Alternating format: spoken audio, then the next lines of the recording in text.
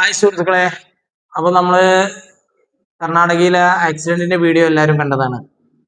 ആ ഡ്രൈവർ ആക്സിഡന്റിന് ശേഷം ആ വണ്ടി ഡിവൈഡറിൽ കയറി ഉടനെ എണീച്ച് ഓടുന്നത് മാത്രമാണ് എല്ലാവരും കണ്ടത്. പിന്നീട് അദ്ദേഹത്തെ കുറിച്ച് ഒരു വിവരമില്ലായിരുന്നു. ഞാൻ ഒരുപാട് അന്വേഷിച്ചു, അദ്ദേഹത്തെ നമ്പർ കിട്ടി. നമ്പർ കിട്ടിയത് സാറ്റലൈറ്റ് ബസ് സ്റ്റാൻഡിലെ ഐരാവത് ബസ് മാത്രം കേന്ദ്രീകരിച്ച് അന്വേഷണം നടത്തി. അങ്ങനെ ഐരാവത് ബസ്സിലെ ഒരു രഘു എന്ന് പറഞ്ഞിട്ട് ഡ്രൈവറെ കണ്ടു. അദ്ദേഹത്തെ നേരിൽ വീഡിയോ കോൾ ചെയ്യുകയും ചെയ്തു. അതിനുശേഷം നമ്പർ വാങ്ങി. പിന്നെ എത്രയും പെട്ടെന്ന് പിറ്റേ ദിവസം തന്നെ ഞാൻ അദ്ദേഹത്തെ വീട് സന്ദർശിക്കുകയും ചെയ്തു. അദ്ദേഹത്തെ കുടുംബത്തിൻ്റെ ഒപ്പം കുറച്ച് സമയം ചെലവഴിക്കുകയും ചെയ്തു. 2-3 മണിക്കൂറോളം ചെലവഴിച്ചു.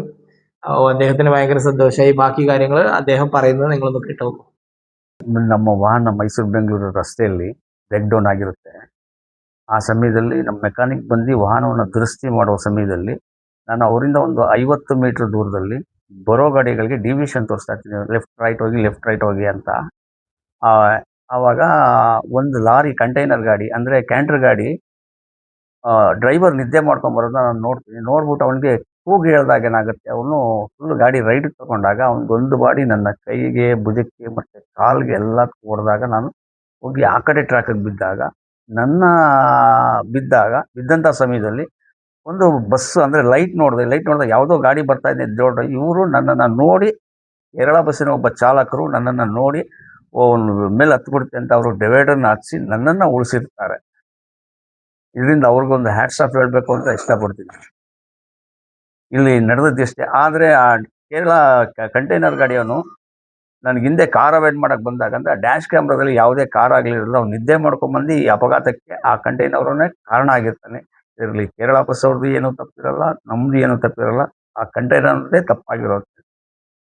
അപ്പോൾ ഇവരൊന്ന് ഈ ഐരാവത ബസ് ഓടിച്ചുകൊണ്ടിരിക്കുന്നതാണ്.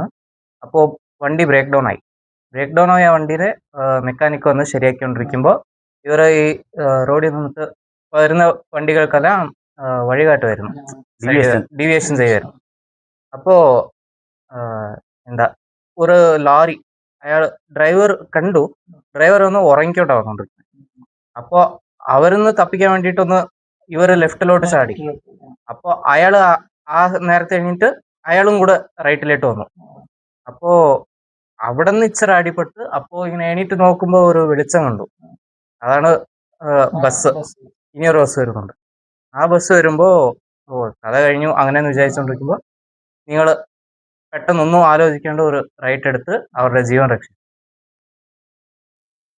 എങ്ങനെയുണ്ട് ಇವಾಗ ಹೇಗಿದೆ? ಇವಾಗ ಎಲ್ಲ ಪರವಾಗಿಲ್ಲ, ಇನ್ನೂ ಸ್ವಲ್ಪ ರೆಸ್ಟ್ ಬೇಕು. ಇಲ್ಲೆಲ್ಲ ಶೋಲ್ಡರ್ ಎಲ್ಲ ಏಟ್ ಆಗಿದೆ ಜಾಸ್ತಿ. ಶೋಲ್ಡರ್ ಏಟ್ ಆಗಿದೆ, ಇಲ್ಲಿ ಲೆಗ್ ಏಟ್ ಆಗಿದೆ, ಇದೆಲ್ಲ ಇದೆ. കൈ അടിയായിട്ടുണ്ട്, ഈ ഷോൾഡർ ഇച്ചിരി അധികം തന്നെ അടിയായിട്ടുണ്ട്, കാലിലൊരു ക്രാക്ക് ഉണ്ട്. ഒരു 2 or 3 months ರೆಸ್ಟ್ വേണം.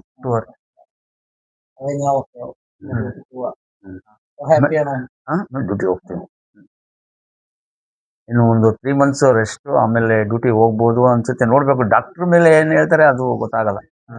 ಡಾಕ್ಟ್ರ್ ಏನು ಹೇಳ್ತಾರೆ ಅದ್ರ ಮೇಲೆ ಡಿಪೆಂಡು. ಅವರು ಇನ್ನೂ ರೆಸ್ಟ್ ಬೇಕು ಅಂದರೆ ರೆಸ್ಟ್ ಬೇಕಾಗುತ್ತೆ. ಯಾಕಂದರೆ ಇಲ್ಲಿ ಭಾಳ ಏಟಿದೆ. ಇದು ರೆಡಿ ಆಗಬೇಕಾದ್ರೆ 11th ವೀಕ್ ಅಂತ ಹೇಳಿದ್ರು, 13 ವೀಕ್ ಅಂತ ಹೇಳಿದ್ರು. ಅಂದರೆ 13 ವಾರಗಳು, ಅಂದರೆ 13th ವೀಕ್, 13 ವೀಕ್ ಆಯ್ತು.